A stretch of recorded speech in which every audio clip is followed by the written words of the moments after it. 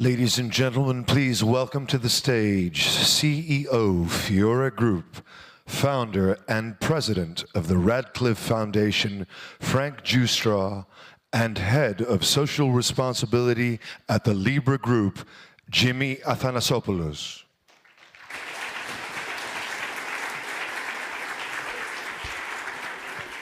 Thank you.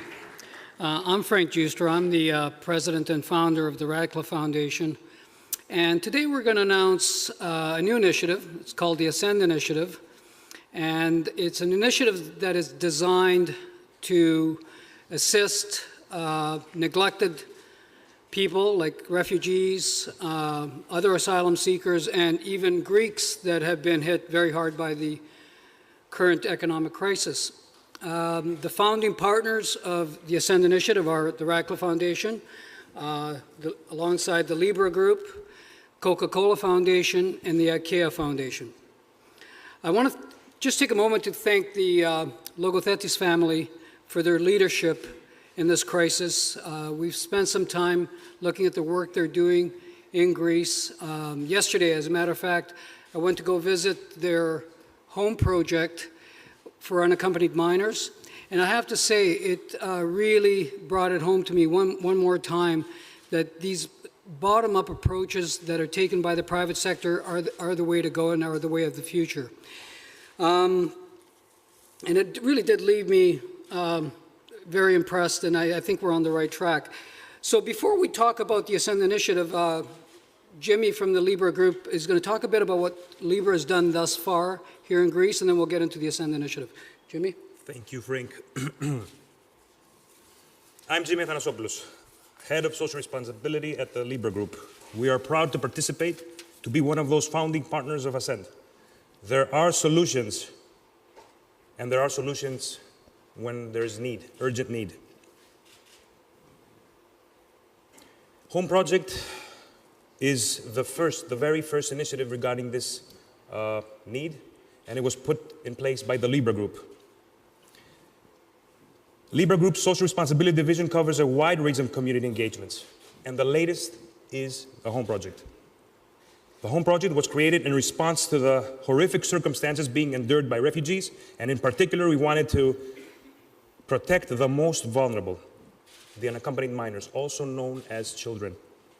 These children have literally walked their way from all these places of distress through Greece to find refuge. If these words do not fully convey the extent of need and urgency, let's talk numbers. 170,000. This is the number of lone refugee children sought asylum in the EU in 2016. A 500% increase since 2011, 40%.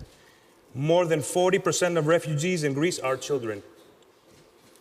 6,700, more than 6,700 of these children are in real danger and at risk of violence, sexual abuse, exploitation, and organ trafficking. 1,100. There are more than 1,100 lone children in Greece that are still without a home when there are thousands of abandoned buildings due to the economic crisis. Within a few weeks of creating the Home Project, we have erected 5 shelters.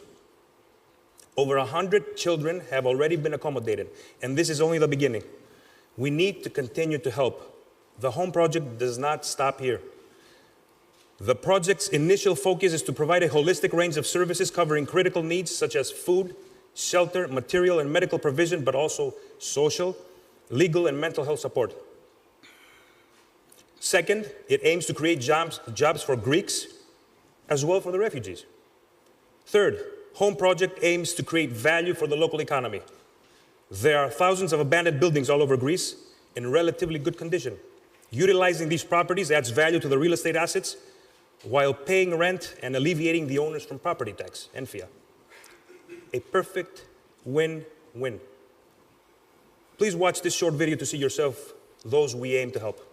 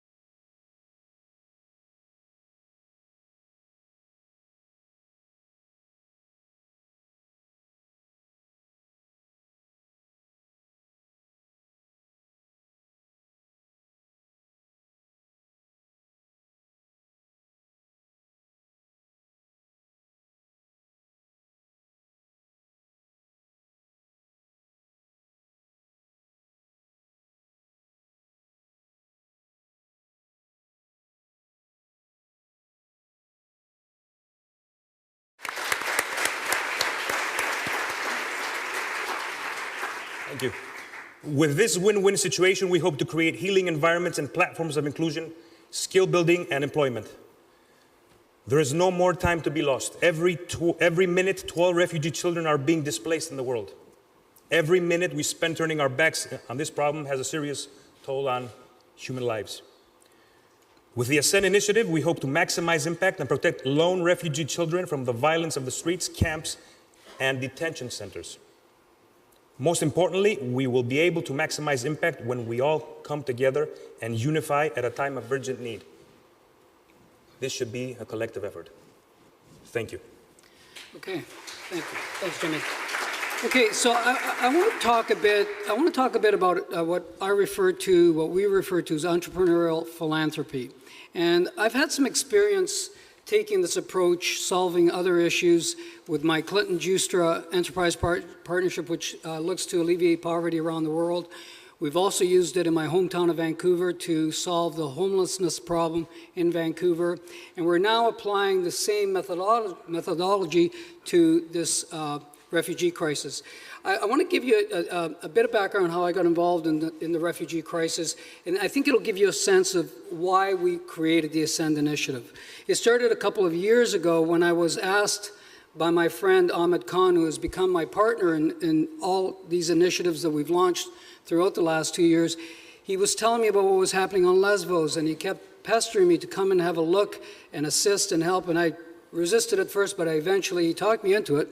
And I went to Lesbos, and as I'm sure it has with many people that have seen that site, it changed my life. Literally changed my life. And it was in a moment in time when we were unexpectedly ran into a boat full of refugees in the middle of the night coming on shore, and we went to help them off the boats, and we were helping all these families off the boat, and this woman handed me her 2-year-old toddler, and I'm holding this child, and at that moment, it turned from being an intellectual knowledge of what was going on to something that was very, very real. And I couldn't help, I was in stunned silence, and I couldn't help but think about my own children. I thought, what if you were in this situation and you were powerless, helpless to protect your children? And when I went home from that trip, I was almost embarrassed that we were doing too little to help these refugees. So I dedicated the foreseeable future, and I'm still in it 2 years later, to try and find solutions to some of the things that we saw. The first thing that occurred to us was that on the island of Lesbos, where the refugees were landing, there was nothing there. There was no infrastructure. There were a handful of volunteers who were doing the best they could to assist people coming off the boats. And if you remember back then, it was 4,000 people a day were arriving. And so we approached the IRC, and we put up the money to build a reception center. Again, it was such an easy solution, and my first reaction was, why hadn't anybody thought about this? It wasn't a lot of money in the big scheme of things. It was an obvious problem. This shelter provided not only shelter, but the food and medical attention, and then the transportation to take these people 40 miles to the other end of the island so they could continue their journey to Europe. And so that was my first sort of insight that something was wrong with the system. We spent more time and made more trips, and I realized that we were reading a lot about people drowning every day. Scores of people drowning, making that short journey from Turkey. And so we asked a local Greek organization, ERCI, I think they're here in the audience, who was providing assistance for search and rescue, what we could do to help. And they said, well, we need more boats, we need more equipment, we need more staff. And so we provided those basic things, boats, equipment. We even sent a whole team from Vancouver Search and Rescue to the island for several months to assist in any way they could.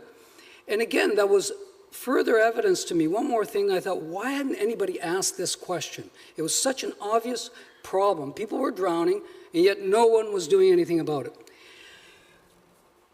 This continued, and we ended up at Idomeni. I'm sure you remember this is when Macedonia closed its borders, and about 11 or 12,000 at the peak, 12,000 refugees gathered there hoping that the borders would open. They never did open, and they were living in the most horrid of conditions. It was unhygienic, it was crowded, and it was dangerous. And that's the part that, I think seeing that was the part that pushed myself and my partner Ahmed into action. We thought, this crisis needs a new approach. We need to look at this a little bit differently than the international aid organizations just were not delivering at that level, and it seemed like no one was in charge. And that's what led us to look at the Elpida project. I know Vagelis is here from Elpida. And again, my partner Ahmed found an old abandoned factory in Thessaloniki, and we converted that with not a lot of money. Again, we put up the money and we converted it into a community. And we did it in a matter of 2 months. We were in a race against time. We were trying to get it finished before winter. And we managed to house 200 refugees, mostly women and children, 60% were children. And again, we did it with very little money, and it was an obvious thing that needed to be done. We included the refugees in the design of the project, and so they felt part of what was going on, and I could tell for the first time we gave them dignity. We gave them dignity and hope because we made them part of the community, we made them part of the process, and Elpida is still open and still functioning, and there should, in my mind, there should have been no reason why more of these shouldn't have been built with private capital. And I think we did, by setting up Elpida, we really demonstrated once again that these problems can be solved, and they can be solved just by taking an entrepreneurial approach. So once we saw the success of Elpida, it gave us an idea. We thought, okay, this approach should be done across the board. We should not be doing this alone. We should create a group of private sector people, companies, to come together and address all of these issues using this entrepreneurial approach. And that's how Ascend was born. And Ascend is really just a number. I mentioned the founding partners. There are many other partners that have joined: Airbnb, Western Union, Open Society Foundation, Libra, obviously, NextFab. Those are the current ones, and Microsoft, I'm sorry. And that's just the beginning. And I'm sure there's, even in this audience, there are people that might want to join this effort. I think we're going to address 3 areas that we feel are being neglected and that should be addressed in this entrepreneurial approach. And I'll think, Jim, you should go through those 3 areas. I just want to make a point here. Just to make this clear, the Home Project wasn't created to take over or hijack the wonderful work other NPOs and NGOs are doing on the ground. HP, the Home Project, was put together to support the unaccompanied minors, these children. So this way, we will create measurable and tangible impact. And ultimately, even the host communities will benefit out of this. So, kitchen at Elpida. The first priority is safe, humane living space. It's a basic human need. Elpida and Libra's Home Project have proven that secure, humane accommodation, so easy to take for granted when you have it, causes a huge transformation in people's lives. School education is key here. So the second priority is community programming. One of the initiatives Ascend is supporting is Melissa Network, which serves both newcomers at the host community by providing everything from psychosocial support and language classes to art therapy and childcare for vulnerable women. It offers valuable education, provides opportunities for recreation, and promotes social cohesion. So, skills training is the third priority. One example is the Fab Lab program, which goes well beyond training in such skills as woodworking, coding, design, 3D printing, and associating machinery use.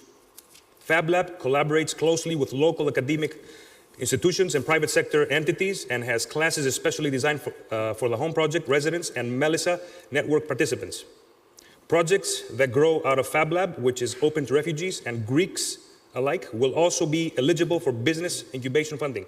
The idea is not merely to train skills, but to stimulate the support business of social enterprise. That just touches on some of our initiatives, but we only have a few minutes left, so we'll open it up to you. All right, so before I close off, I just want to say that having worked here for the last 2 years and having made a lot of trips here, I want to just thank the ordinary Greek citizens that have really been on the line helping. I've witnessed the generosity and the courage of Greeks who have borne the brunt of this crisis, of this refugee crisis, at a time when they least needed it. And I've worked with a lot of different Greek groups. I see a lot of them here in the audience, and I think you deserve a lot more credit than you've been getting, and I just want to personally thank you for all the work that you've done. So that really touches on our initiatives. I think we'll open it up for questions now. We'll go back to our seats, and we can have a Q&A session if anybody has any questions. Thank you.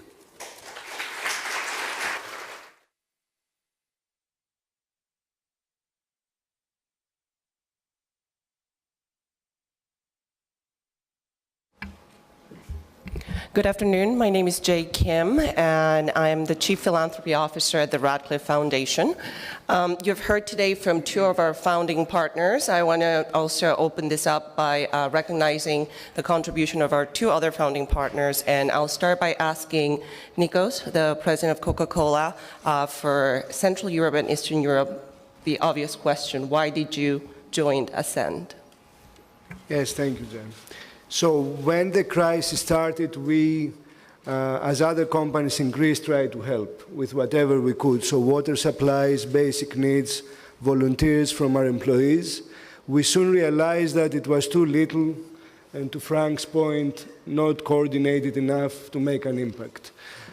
So then we realized also the huge number of unescorted, unaccompanied minors, which is really shocking. So we started to develop our own program, similar to what Libra is doing, for unaccompanied minors. But then on the way, last year specifically, we discovered that other big private companies have the same thinking, as Radcliffe Foundation or Libra Group or others. So we decided the best for all of us is to partner and create much more impact by being together. And in my dream, I think Ascend could be 100 partner member foundation, so we really create a meaningful impact. Also, what is good in Ascend is that it also helps Greeks in need, which is an additional benefit for the program. So net-net, we are very happy to be partners in this initiative, which is very, very important, not only for Greece, but for the whole Europe. My next question, I'm going to just extend the same question to Stelios, who is here representing the IKEA Foundation. Good afternoon, everyone. My name is Stelios Kyriakakis. I'm representing the IKEA Foundation. First, a couple of words about the IKEA Foundation. The IKEA Foundation is the philanthropic arm of the Inga Foundation, the owner of the IKEA group of companies.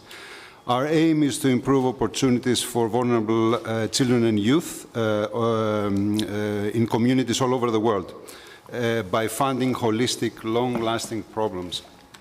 We believe that all children should have the right to a safe place they can call home, and this is why we are co-founding the Ascend initiative. Setting up as many safe havens as possible for unaccompanied refugee children in Greece is a major priority for us. We believe that the private sector, along with the government and the UN, must play their role in supporting these vulnerable children, help them reunite with their families, and build a future for themselves.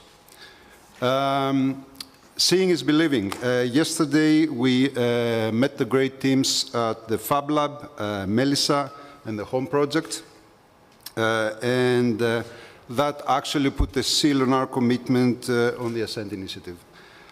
We are happy to support Ascend and the many heroes, as very rightly Mr. Logothetis put this morning. Thank you very much. Ευχαριστώ πολύ. Thank you, Stelios. As you've heard today, we're taking a three-pronged approach in terms of what the type of initiatives that Ascend will be focusing on. We spoke about shelter, and just to highlight the value, the contribution that the private sector can make on issues, social issues such as the refugee crisis, I want to turn to Cameron from Airbnb, who can share with us a very exciting initiative that you're launching as of 4:01 p.m. today, right? Thank you. I'm Cameron Sinclair from Airbnb. Airbnb is currently the world's largest hospitality company. We're operating in 192 countries. And the most remarkable thing about our company is our mission statement, which is to create a world where anyone can belong anywhere. And for us, when we look at our philanthropic efforts, it's baked into our company's DNA. We don't have a foundation, we have a company. And part of our company's mission is the sense of belonging. Now, we've been working on the refugee issue for over 2 years. Many people don't know that. Here in Greece, we've helped house over 5,000 first responders on many of the islands, and whether it be Lesbos or Kos, and here in Athens. We've also supported a number of agencies, and what we've learned is the strength of the Greek people. There's lots of young entrepreneurial organizations led by Greeks who've come up with solutions. We wanted to find a way to do more, and thanks to Ascend and certainly the Radcliffe Foundation, we were able to connect with a lot of them. A few months ago, we made a commitment not only to house 100,000 people over the next 5 years, but to use our staff, to use our coders, our designers, to build an entire platform to allow the housing of refugees and evacuees anywhere on the planet. And I'm very excited that as of an hour ago, the platform is now live, and our partner here in Greece is Solidarity Now. And we're incredibly fortunate to work with Mr. Farmakis, and we will be in partnership over the next few months and hope to support not just those who've been displaced and who've arrived in this country, but also disadvantaged Greeks who are also looking at livelihood. So I actually want to go across and talk to my good friend, and he may talk a little bit about what's happening here in Greece. Thank you, Cameron, and thank you for this, we believe, very innovative approach to problem solving. So Solidarity Now has been around almost 5 years now. It was set up with the creation from the Open Society Foundations in Greece and the vision of George Soros. Since then, we have become a Greek civil society organization. We have a board of many recognizable Greek figures headed by Stelios Kyriakakis, our chairman. We have become the implementing partner, one of the implementing partners for the UNHCR in Greece, and also with UNICEF. And our main core of activity has been the Solidarity Now centers, one in Athens and one in Thessaloniki with Mayor Boutaris, where we have been able to provide last year more than 150,000 services, and through the UNHCR program to provide accommodation to more than 4,000 persons in 2016, and give services to more than 1,000 children through UNICEF. We recently received also a very significant grant from Help Refugees UK, who are here, and I wanted to mention it, which would provide housing to recognized refugees, which is a category of refugees or migrants in Greece that has been left out from the services.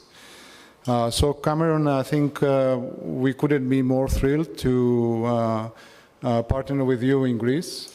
There are many opportunities, as the speakers before suggested. There is a great paradox in Greece. I think that you are aware of it. Regretfully, many of our fellow persons, humans, are in the most terrible conditions, in violation of their human rights. And that is our priority. We have been advocating for the longest time to close the camps and move people into the urban environment. And that's how we started our partnership with the UNHCR. And we think the evolution of the partnership now is to bring in a Airbnb that specializes, of course, in the accommodation in the hospitality sector, to perhaps expand the model and make it more sustainable for the future situation in Greece, and such a terrible, really, condition that many thousands of people, and especially children, are in now. Thank you, Epaminodas and Cameron. As you heard, another prong of our approach focuses on the economic livelihood issue, which is an issue not only for the host community, obviously, but also for refugees. We have, actually, I'm going to turn to either Evan, would you, Dr. Malone can speak to us about the fabrication lab pilot that we have set up, that we went to visit yesterday. It was finished in 3 short weeks, so. Thank you, Jay. Thank you, everyone. I'm Evan Malone. I'm the founder of the Next Fab Foundation. It's a brand new foundation just formed in November of 2016, so it's getting our legs under us. But we've had a fantastic success already with this project that's just happened here in Athens. The Fab Lab that we're implementing here is an application of a Fab Lab model that's more broadly used across the world for teaching people about new technologies that are used for making physical products. So computer-controlled devices like 3D printers or laser cutters. They're fairly straightforward to teach people how to use, and they actually are very versatile in terms of the types of products that they can be applied to. So fundamentally, they really empower creativity, and they enable people to come up with solutions to problems that might otherwise take a much larger commitment of resources to solve. So we're here to apply this Fab Lab model for the first, I think, time to humanitarian and economic development efforts in support of refugees as well as the Greek population. So what we've done is in downtown Athens, we've converted a house around 200 square meters into a set of shops that have these particular types of tools, that also have office spaces and places for learning. It's a very welcoming space. And we look forward to launching programs with partners, and thanks to Ascend, to bring refugees as well as Greeks into the space, teach them about these tools, help them turn their ideas into products, and hopefully launch new businesses around those products that provide economic activity for the Greek economy, but also employment opportunity for both Greeks, refugees, and migrant workers. Thank you very much. And I think we're out of time. That's what it means when it goes black. So I think that we need to close it at this point, right? Okay, well, thank you very much. And if you have any questions, please feel free to approach any of us that were speaking about this initiative. Thank you very much.